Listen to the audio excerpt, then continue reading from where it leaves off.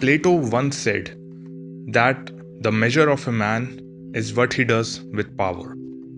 And most of the time, in almost all Homo sapien groups, the phrase has always come with the caution that power can corrupt a man.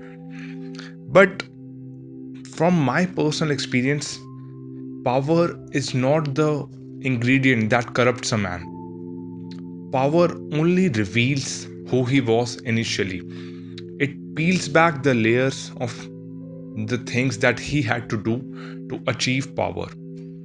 And once that power is achieved, he is going to do everything that he can to make sure that it retains with him.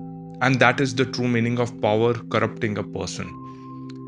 If, for example, tomorrow you were to become the king of Britain, would you really want to do any of the things that you are doing right now? You will have the army of Britain at your command. You will have access to all the soldiers out there. You will have data of every living person in Britain. And then one day you are told that you are no longer the king of Britain. You will do everything to just eliminate that one person who said that you are no longer the king of Britain. And as soon as that multiplies, you will not think of any edge that can stop you, because you have become so powerful that there was never any edge to do to what you were capable of. And which is why the concept of corruption comes in.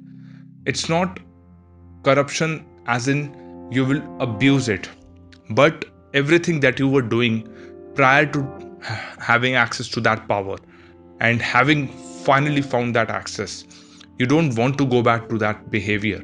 Your neural pathways were in continuous reward system that it had achieved, and then you find yourself becoming going back to being an existence of an ant, because that's what power can do to you. It may peel back the layers of your existence that you had come into, but as soon as the question becomes to actually leave the power aside and move away from it, which is where the concept of corruption comes in.